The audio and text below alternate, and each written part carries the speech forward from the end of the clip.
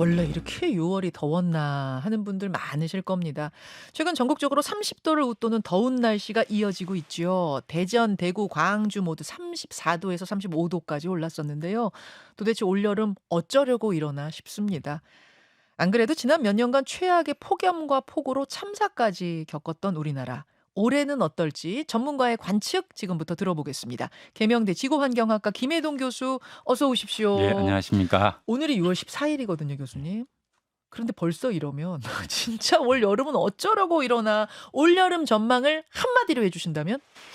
예, 요즘 겨울을 사만 삼이 이런 얘기를 많이 하죠. 예, 춥던가 미세먼지가 많던가. 사만사. 그런데 요즘 여름은 폭염 아니면 폭우 이렇게 사자성어는 아니지만 와. 네 단어로 말할 수 있을 것 같습니다. 폭염 또는 폭우, 예.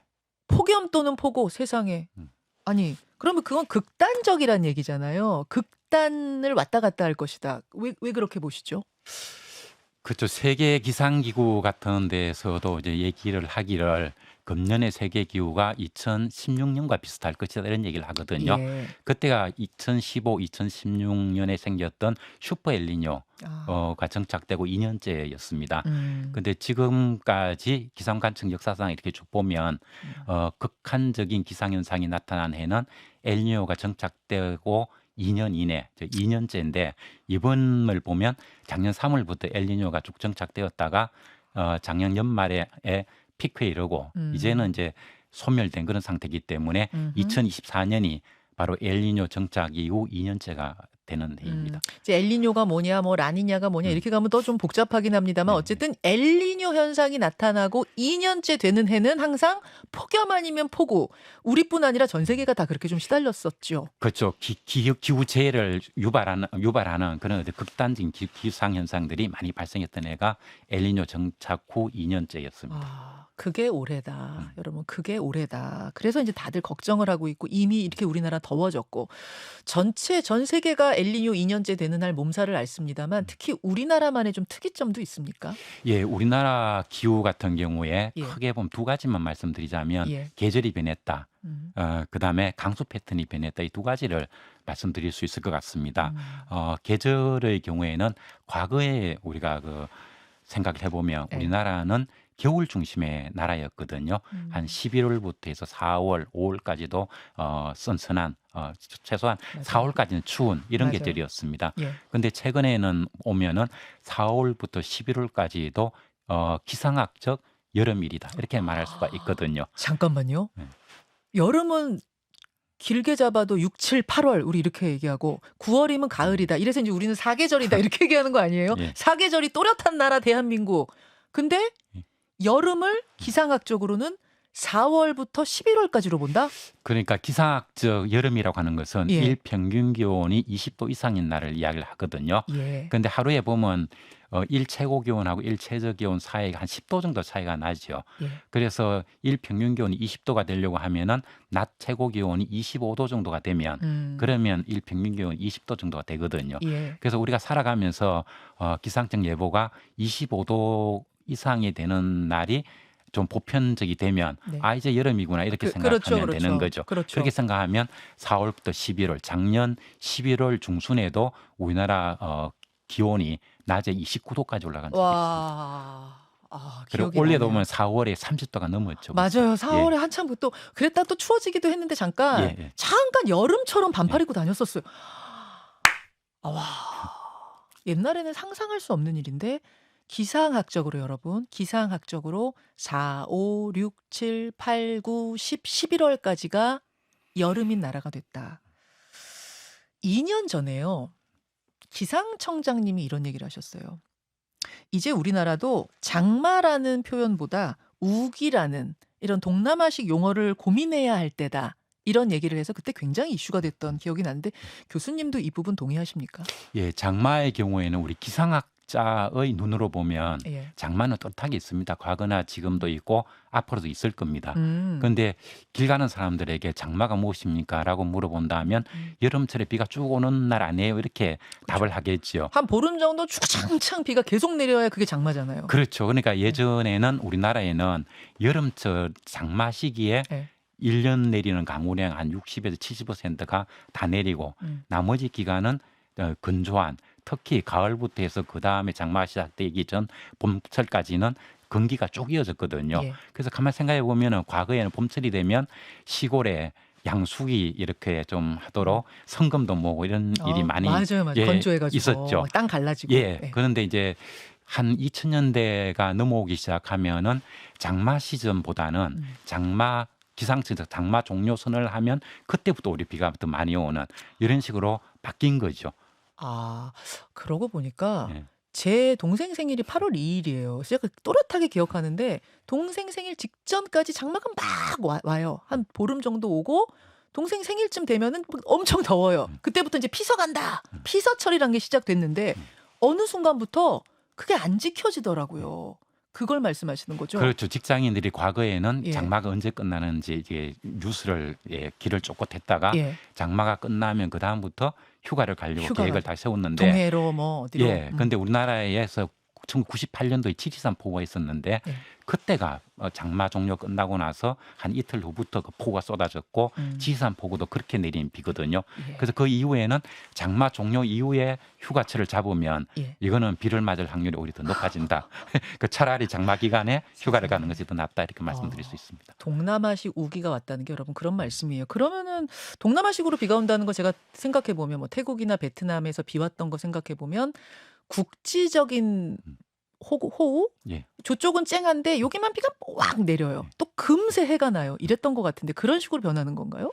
그렇죠. 과거에도 우리나라에는 소낙비라는 게 있었죠. 있죠. 그 항순원의 그 소설도 소낙비라는 소설도 그렇게 하는데 과거에는 오후 한 2시나 이렇게 되면 먹구름이 생겨가지고 한 30분 이내 잠시 비가 내리고 그것이 뭐 크게 홍수를 가져온다든가 이런 건 없었던 거죠. 맞아요. 단지 낮에 더위를 좀 식혀주는 이런 정도 고마운 소낙비. 였는데 최근에는 장마비가 내려도 아주 좁은 지역에 집중적으로 비가 내리고 아, 그리고 또 소낙성 비라고 얘기를 하는데 과거의 소낙비와 다르게 기후 재해를 가져올 정도로 엄청난 홍수를 유발할 수 있을 정도의 그런 그 소낙비가 내리고 있습니다. 그 강남역이 완전히 잠겼었던 그 비가 그런 비죠. 그 비는 가을 장마비였죠. 가을 장마. 예. 그때도 굉장히 국지적으로 집중적으로 내리지 않았어요. 그렇습니다. 그 가을 지역은? 장마라는 것도요. 예, 예. 과거에는 이건 우리나라에는 없었고 일본에서 생겼던 현상이거든요. 예. 근데 최근에는 보면은 지구 온난화 현상을 해 가지고 우리가 가을이 된다는 얘기는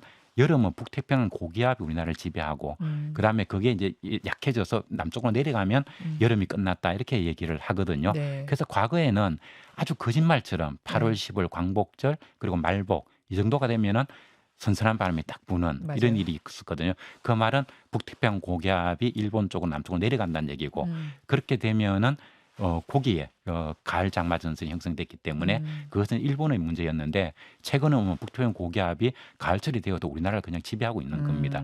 그리고 북쪽에 찬 공기가 만들어져서 이걸 강제로 밀어내야만이 이게 가을로 가거든요. 그래서 그 가을 장마가 과거에는 일본 것이었는데 이제는 우리나라에서 매우 활발해져 있습니다. 아, 뭐가 다 좀 예전에 우리가 알던 거, 교과서에서 배우던 것들이 다 뒤틀어진 느낌이에요. 예.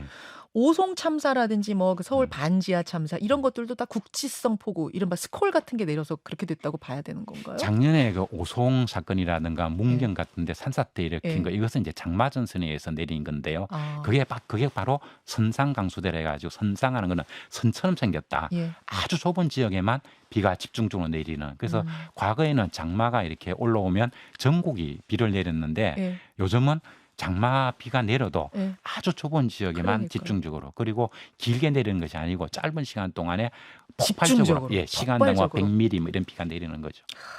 야, 이게 모든 예측이 불가능한 사회. 네. 일기예보라는 게 이제 할 수 있는 거야라는 느낌이 오는 뭐 그런 사회로 지금 가고 있다는 게 참 불안하기도 한데 그 대책에 대해서는 꼭 교수님이 꼭 좀 하시고 싶은 말씀이 있다고요. 그렇죠. 기후 위기 문제 관련해서는 우리가 금방 얘기했듯이 우리나라에도 엄청난 변화가 많이 생겼지 않습니까?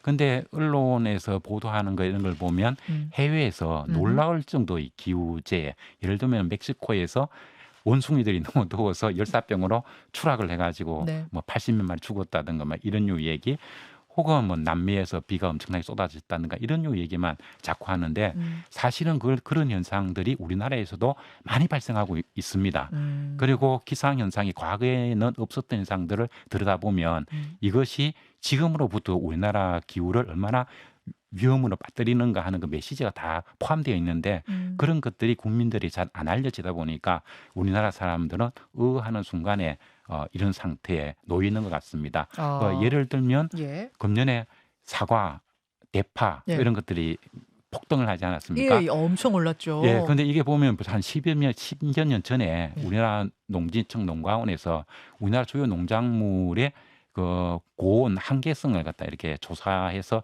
제시한 게 있거든요. 예. 예. 거길 보면은 사과는 한 34도, 음. 배 같은 거 대부분의 작물들이 37도 정도가 온도 한계입니다. 근데 음. 요즘은 보면 여름철에 37, 8도 올라가는 거는 우리나라도 매년 그냥 일상화돼 버린 거죠. 맞아요. 맞아요. 그러니까 우리나라 대부분의 농작물이 이미 우리나라 농작물에는 티핑 포인트, 돌아올 수 없는 시기를 건너버렸다. 그러니까 우리가 이미 준비도 안 돼 있는데 허. 그 순간에 이미 우리의 먹거리라든가 이런 것들은 이미 되돌릴 수 없는 상태로 다 빠져버린 거죠. 이거 되게 중요한 문제네요. 예.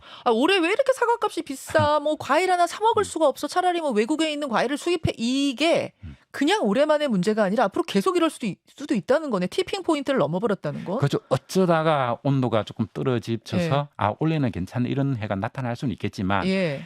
빈도로 보면 예. 이제는 매년 이건 더 심각해지면 심각해지지 더 좋아질 가능성은 없다 이렇게 좀 예상이 됩니다. 여러분, 이게 말이죠. 그러니까 사람은 뭐 폭우가 이제 쏟아지고 뭐 날씨가 엄청 더워지고 그럼 대충 그래도 적응하잖아요. 뭐 그러면 민소매를 좀 빨리 입고 두꺼운 패딩 입고 이렇게 적응한다지만 동물이나 식물들은 그게 안 되잖아요. 뭐 더우니까 핫팩, 더우면 핫팩이 아니구나. 추우면 핫팩, 더우면 에어컨 이럴 수도 없고 그렇다 보니까 이게 결국은 먹거리의 문제, 우리 어떤 먹거리 문제 이런 까지 다 연결된다는 걸 생각해야 된다는 이야기. 어떤 대책 좀 세워야겠습니까? 작년에 우리가 그 장마철에 기후 재해난을 보면 오송이라든가 예. 문경이라든가 인데 보면 예. 기상청에서 예보를 놓친 게 한 건도 없었거든요. 거의 아주 신기에 가까울 정도로 다 맞췄는데 그렇지만 기상 예보가 그 재해 예방에 도움이 되었는가 생각해 보면 도움이 되었다면 그런 피해가 안 났겠지요. 그래서 이게 왜 그런가 하면은 장마라든가 혹은 매우 심각한 소낙성 강수 이런 것들이 기상청이 예보가 가능한 그 시간대가 매우 짧아졌습니다. 예. 그래서 기상청에서도 그 비가 어디에서 언제 내릴지는 특정하기가 상당히 어렵기 때문에 네. 그래서 예비 특보를 내고 막상 그런 먹구름이 생길 지점이 되었어야 사람들에게 문자를 통해서 알려주는 이런 정도가 되니까 네. 이 사람들 그런 얘기 많이 하죠. 기상청은 예보하라 하니까 예보는 안 하고 중계 방송이나 하고 있다고 이렇게 맞아요. 비난을 많이 하는데 맞아요. 이게 보면 예보관들의 능력이 떨어져서가 아니라 일기도 패턴 자체가 시간을 두고 예보를 할 수 없는 그런 상태로 변해버렸다는 거예요. 이걸 우리가 받아들여야 되는 거예요. 그래서 이렇게 어떻게 대응해야 되는가 하면 우리가 학술적으로는 후퇴 전략이라고 얘기를 하는데 뭐 쉬운 이야기입니다. 재난이 발생할 수 있는 가능성이 있는 곳을 네. 만들지 말라. 이거죠. 아하. 예. 사람이 알아서 막을 수밖에 없다 그 말씀이시죠. 그렇죠. 미리미리 예를 관리해라. 들면 서울에서 경기도 쪽으로 매우 네. 긴 10km 이상 되는 지하차도가 있죠. 예. 그게 만약에 오송가에 내린 비가 거기에 내렸더라면 우리가 어떻게 되겠습니까? 이게 나라가 그 기간이 흔들릴 정도일 겁니다. 그러니까 네. 이게 도시 지역에 개발 행위를 갖다 밀집시킨다든가 이렇게 하면 필연적으로 지하 공간을 많이 사용할 수밖에 없고 그렇게 되면 그것은 기후 위기 문제 대응과는 완전히 반대 방향으로 가는 꼴이 되는 거죠. 알겠습니다. 더 근본적인 이야기를 하자면 우리가 이제 이 기상 이변으로부터 지구를 지켜야 하는 뭐 그 이야기까지 가게 될 텐데요. 조금만 유튜브로 한 5분 정도만 더 교수님한테 궁금한 것들 질문해 보죠. 오늘 고맙습니다. 네, 고맙습니다. 자, 라디오 청취자들과 인사 나누고요. 우리 교수님하고는 진짜 5분만 5분만 더 제가 부탁드렸어요. 대구에서 오셨어요. 예, 대구에서. 그렇죠. 예. 예, 대구 계명대에서. 그럼 뭐 오늘 새벽에 출발하신 거예요? 아니 오늘 방송 시간이 너무 이런 시간이 돼서 예. 어제 밤에 왔습니다. 세상에, 야, 이거 박수 한번 오늘 방송을 위해서 대구에서 어제 오셔서 하루를 주무신. 그 오늘 방송 끝나면 바로 또 내려가십니까? 예, 그럴 예정입니다. 기차 타고 가세요? 예, 예. 몇 시표 끊으셨어요? 10시 20분 끊었습니다. 10시 20분 그러면 네, 진짜 5분 충분합니다. 만에 진짜 충분합니다. 예, 감사합니다. 예. 아니 제가 인제 기후 얘기를 하다 보니까 날씨 얘기를 하다 보니까 마지막에 그 사과 배 얘기해 주신 거 거기에 예. 꽂혔어요. 그러네. 음. 사람은 그래도 어떻게 적응한다지만 배들은 어떻게 적응해? 사과는 어떻게 적응해? 동물들은 어떻게 적응해? 동물도 바다 동물, 산 동물, 육지 동물 있지 않습니까? 이걸 따지다 보면 그러면 생태계 자체가 다 변해버리는 꼴이 되는 거구나. 이 생각이 미치더라고요. 맞는 얘기죠? 그렇죠. 식물의 기후천이라는 게 있거든요. 예. 그리고 우리는 온도가 높아지면 이 나무를 많이 심어 가지고 뭐 어떻게 해보자 이런 얘기를 하잖아요. 예, 예. 그런데 열대 우림에 있는 나무도 온도가 일최고 온도가 32도가 넘어가면 광합성을 멈춥니다. 그래요? 예, 왜냐하면 지금이 예. 지구 이게 기후 역사로 이렇게 보면 빙하기거든요. 빙하기라고 하는 것은 만년설이 존재하지 않는 시기를 빙하기라고 얘기를 하고 그런 거죠. 만년설이 만년설이 조리해야 존재하면 빙하기죠. 빙하기고 예, 예. 사라지면 온난기 이렇게 얘기를 합니다. 지구의 전체 역사를 봤을 때. 그렇죠. 예, 그리고 예. 빙하기 중에서 지금 온도가 높은 간빙기에 해당이 되는 거죠. 그래서 지금 사람이라든가 그다음에 식물 이 모든 것들이 온도가 매우 낮은 이 시기에 맞춰져 있는 그런 생물들이거든요. 네. 그래서 온도가 이렇게 올라가면 그런 생물들 자체가 이런 시기에는 살아갈 수가 없게 되는 거죠. 전체 지구로 봐서 빙하기고 또 우리나라로 봐서도 이제 사계절이 또렷한 나라에서 이렇게 변해버리고 나면은 사계절 또렷할 때 봤던 그 식물 동물들도 변화가 있겠네요. 그렇죠. 지금 이제 온대교에 자라는 참나무라든가 아카시아라든가 네. 뭐 이런 소나무 네. 이런 것들은 이제 살아갈 수가 없는 거죠. 그러니까 제선충이 막 번성하고 하는 것도 이게 기후가 변해서 이 나무들이 기후 적합성을 잃어가고 있다. 이렇게 받아들여야 될 것 같습니다. 아니 생각해 보니까 제주도에서만 볼 수 있는 그 나무 있잖아요. 그 걔네들 야자나무 같이 예, 예. 제주 공항 딱 도착하면 네. 야 제주도 왔구나. 이 나무들이 그럼 언젠가는 육지에서도 볼 수 있는 날이 뭐 부산이나 이런 데서도 볼 수 있게 되는 거예요? 지금 과수도 천리향이라든가 이런 것들이 대구에서도 생산이 되고 있거든요. 그래요? 예. 천리향 제주도의 그 천리향. 그러니까요. 이렇게 변해가는 거. 바다는요? 바다 생태계는 지금 어떻게 변하고 예, 있어요? 바다 같은 경우도 우리나라 바다가 예. 전 세계에서도 온도 상승 속도가 제일 빠른 그런 데 해당이 되거든요. 음. 그래서 이렇게 온도 올라가면은 미역이라든가 뭐 다시마라든가 이런 것들이 자라지 못합니다. 그러한 현상들을 갯녹음 현상 혹은 바다의 사막화 현상 이런 이야기를 합니다. 바다 사막화. 예, 그래서 작년 8월 달에 보면 예. 부산의 지방 신문이 이런 보도를 낸 적이 있습니다. 기장 미역 90%가 씨가 말랐다. 전국적으로 다 같은 현상 이런 얘기를 하는 거예요. 와. 그래서 금년에 보면은 우리가 김값도 매우 폭등을 했잖아요. 맞아요. 이게 이제 원인을 동남아시아 이런 곳에서 우리나라 김을 좋아하기 예, 때문에 K푸드 이거 아니에요? 예, 많이 사가서 그렇다 얘기하는데 그것만 가지고는 설명할 수가 없겠지요. 예, 생산 자체가 그렇고요. 그리고 지금 김 하면은 완도가 예. 주산지다 이렇게 생각했는데 예. 지금은 안산까지 김 양식이 올라왔거든요. 그렇군요. 예, 그러니까 이런 것들이 사라지게 되면 이것들을 서식 공간을 해가지고 예. 물고기들이 예. 연안에서 알을 낳고 새끼를 길러야 되는데 이런 것들이 다 같이 사라지는 거죠. 그래서 이것을 바다 사막 현상이다 이렇게 얘기를 하고 이게 동해에서 매우 빨리 일어났고 우리나라 남해안에서도 매우 빠른 속도로 일어나고 있습니다. 뭐 1도만 변해도 예. 1도만 변해도 완전 뭐 생태계가 변한다 이런 얘기들을 옛날부터 들었던 예, 것 예, 같은데 지금 말씀 듣고 보니까 진짜 심각하구나. 올여름 날씨가 어때요? 뭐 요 정도에서 우리가 이야기 시작했는데 하다 보니까 이게 큰 이야기로 가게 되네요. 근데 이게 이제 외국의 문제가 아니고 예. 북극곰의 문제가 아니고 남극에 있는 황제 펭귄의 문제가 아니고 지금 이 땅에 살고 있는 우리의 문제라는 거죠. 그러네요. 그리고 이 생각해 볼 게 우리나라 농촌의 경우 농촌 예. 문제 생각해 봐야 되는데 예. 이 기후 변화 이렇게 바뀌니까 예. 품종을 바꾼다든가 혹은 시설 재배로 바꾼다든가 이런 노력을 해야 되지 않습니까? 근데 우리나라 농촌은 평균 연령이 70세 가까이 되고요. 예. 그다음 매우 영세하거든요. 예. 그리고 이 판매망 이런 것들도 정부가 관여를 안 하고 민간에 다 맡겨놓은 그런 상태죠. 그래서 이게 농촌에서 이런 기후 변화에 따라갈 수 있는 여력이 없는 거죠. 우리나라에서는. 그러니까 속수무책으로 당하고 있는 그런 상황입니다. 사과, 배, 올해만의 문제가 아닐 수 있다. 그렇죠. 요거까지도 예, 경북 꼭. 북부지방으로 가면 사과수산지에 가면은 이제 농사를 짓지 않고 버려진 이 사과 농지라든가 이런 것들을 많이 볼 수가 있습니다. 오늘 되게 생각할 부분을 음. 이 각도로 저 각도로 다 던져주신 것 같아요. 시작은 올여름 날씨 어때요에서 시작했는데 결국 올여름 날씨 어때요에 대한 답은 폭염 아니면 폭우다. 네.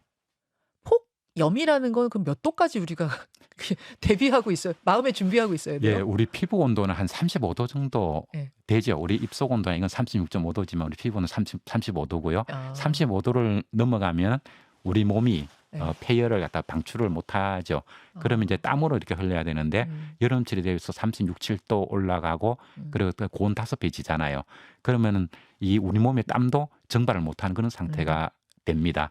그걸 우리 기후학계에서는 우리 사람이 살아갈 수 없는 기후 상태에 도달했다 이렇게 얘기를 하는데 네. 우리나라 같은 경우도 여름철이 되면 네. 항상 37, 8도 올라가고 후덥지근하고 그렇게 되면 우리는 에어컨의 도움을 받지 않고서는 우리 몸에서 나는 열을 갖다 바깥으로 배출을 못하는 그런 상태에 있는 거죠. 올해 혹시 막 40도까지도 40도라는 숫자는 사실 우리나라에서는 생각하기 어려운 숫자인데 예. 그 정도까지도 갈 수 있어요.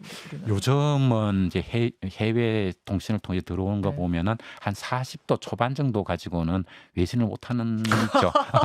40도 초반 가지고 어디 명함도 못 내밀 그렇죠. 정도로 40, 한 7, 8도, 51도 뭐 이 정도가 그렇긴 나오지 하더라고요. 않습니까? 막 유럽 이런 데 보면 예. 난리가 났더라고요. 예, 그렇죠. 예. 그러니까 우리나라도 2018년도에 홍천에서 41도 뭐 이렇게 올라갔지 않습니까? 그 우리나라에 이렇게 보면 서풍 계열의 바람이 이렇게 불어오면 예. 동쪽이 뜨겁고 예. 그다음에 동쪽 계통의 바람이 불어오면 서쪽이 뜨겁다 뭐 대충 이렇게 보면 됩니다. 예. 근데 올해도 보면 8월이 넘어가면 예. 태풍이 많이 생길 것 같고요. 그 태풍의 길이 우리나라 한반도 쪽으로 열릴 가능성이 굉장히 농후해지는 것 같습니다. 2018년도도 보면 홍천 이런 곳에 그 온도가 많이 올라간 게 예. 태풍이 서해안 쪽 중국 쪽으로 이렇게 들어가면서 그 적도에서 가져온 고온 다습한 공기 이게 태백산맥을 넘으면서 저쪽 지역에 팬 현상이 이렇게 해가지고 41도 이렇게 올라갔는데 올 8월 이후에 태풍이 과거에 비해서 예년에 비해서 한 50% 이상 많이 생길 것 같다. 7월까지는 안 생기고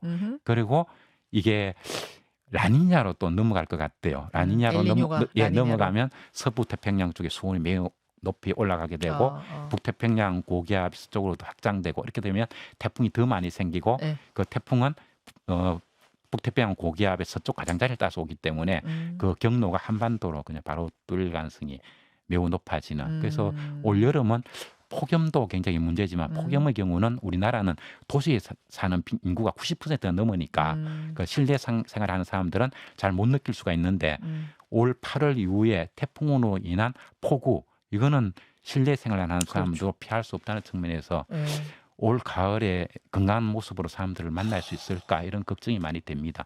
그야말로 올해는 살얼음판을 건너는 그런 기분입니다. 40도 얘기로 제가 질문 드렸었는데 40도라는 게 이제는 뭐 명함도 못 내밀 정도가 된 우리도 받아들여야 된다. 우리도 옛날엔 상상도 못할 숫자였고 여름이면 오늘 30도 넘어 이거 오늘 엄청 더운 날이네. 이제는 지금도 30도가 넘어요 세상에. 아유 진짜 세상이 정말 많이 변했습니다. 그리고 과거에는 보면 우리가 에어컨 웬만큼 더워도 전기 아끼기 위해서 에어컨 좀 자제합시다는 얘기를 했는데 언제부턴가 더우면 에어컨 트세요 이렇게 얘기를 하죠. 그렇게 자제해서 이래도 욕 먹어요. 예, 그 계기가 된 게 2016년부터입니다. 김현정의 뉴스쇼는 시청자 여러분의 참여를 기다립니다. 구독과 좋아요, 댓글 잊지 않으셨죠? 알림 설정을 해두시면 평일 아침 7시 10분 실시간 라이브도 참여하실 수 있습니다.